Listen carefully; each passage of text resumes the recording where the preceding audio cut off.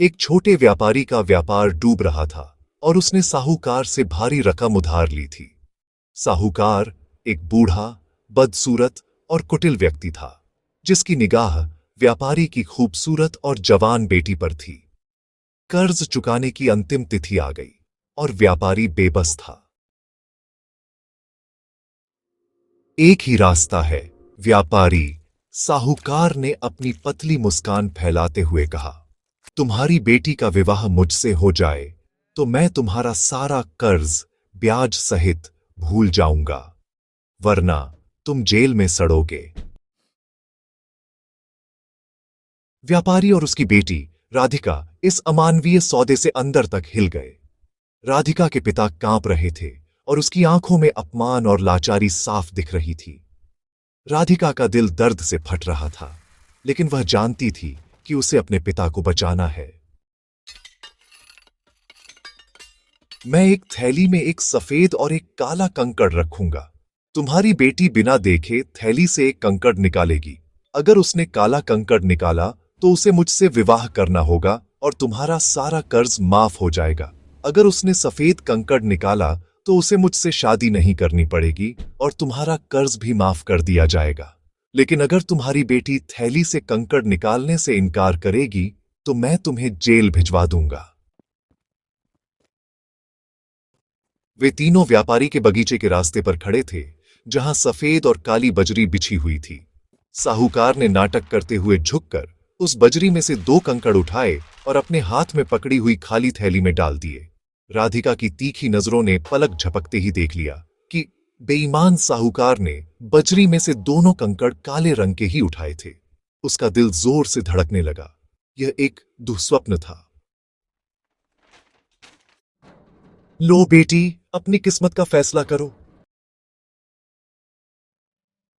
राधिका के दिमाग में विचारों का तूफान उमड़ पड़ा। उसके पास 3 ही विकल्प थे। कंकड़ निकालने से इनकार करना, इससे उसके पिता सीधे जेल चले जाते। साहूकार की बेईमानी उजागर करना, लेकिन साहूकार आसानी से नहीं मानता। वह इनकार कर देता और कोई उसे गलत साबित नहीं कर पाता, क्योंकि सबूत तो उसकी थैली में थे। इससे केवल स्थिति और बिगड़ती।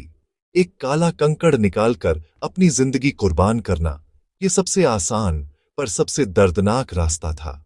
अपने पिता को बचाने के लिए उसे एक ऐसे व्यक्ति से शादी करनी पड़ती जिससे वह घृणा करती थी।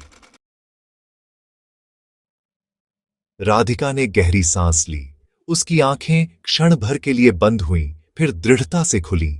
उसने अपनी पूरी शक्ति और बुद्धिमत्ता को एक जगह केंद्रित किया। यह सिर्फ कंकड़ों का खेल नहीं था, यह जीवन और मृत्यु का सवाल था। उसके चेहरे पर अचानक एक शांत, दृढ़ भाव आया। उसने धीरे से थैली में हाथ डाला, जैसे कि उसे जरा भी अंदाजा न हो। साहूकार की आंखें चमक रही थीं। राधिका ने एक कंकड़ उठाया और बिना देखे बड़ी चतुराई से उसे नीचे पड़ी हुई बजरी में फेंक दिया। साहूकार और उसके पिता दोनों भौंचक्के रह गए। राधिका ने अपनी हथेलियां मिलाईं, जैसे कि गलती हो गई हो। ओह सॉरी, मैं भी कितनी बेवकूफ हूं, बिना देखे ही कंकड़ फेंक दिया। चलो कोई बात नहीं, अभी एक कंकड़ तो थैली में है ना? उसे देखकर आप बता सकते हैं कि मैंने किस रंग का कंकड़ थैली से निकाला था। अगर उसमें काला कंकड़ शेष है तो इसका मतलब मैंने सफेद कंकड़ थैली में से निकाला था, है ना? साहूकार का चेहरा पल भर में सफेद पड़ गया। वह अपनी बेईमानी के कारण जानता था कि थैली में तो काला कंकड़ ही बचा है। अगर वह कहेगा कि थैली में काला कंकड़ है तो इसका मतलब राधिका ने सफेद कंकड़ निकाला था और उसे अपना वादा निभाना होगा।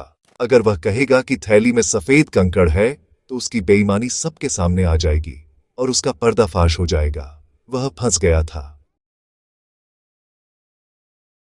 साहूकार के पास कोई विकल्प नहीं था। उसे अपनी बेईमानी को छुपाने के लिए यह कबूल करना पड़ा कि राधिका ने सफेद कंकड़ निकाला था।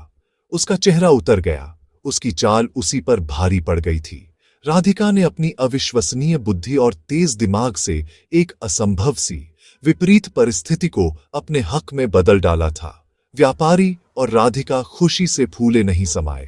कर्ज माफ हो गया और राधिका को साहूकार से शादी नहीं करनी पड़ी। साहूकार अपनी हार से शर्मिंदा होकर वहां से चला गया। राधिका की बुद्धिमत्ता ने न केवल उसके पिता को बचाया, बल्कि एक कुटिल व्यक्ति को उसी के जाल में फंसा दिया।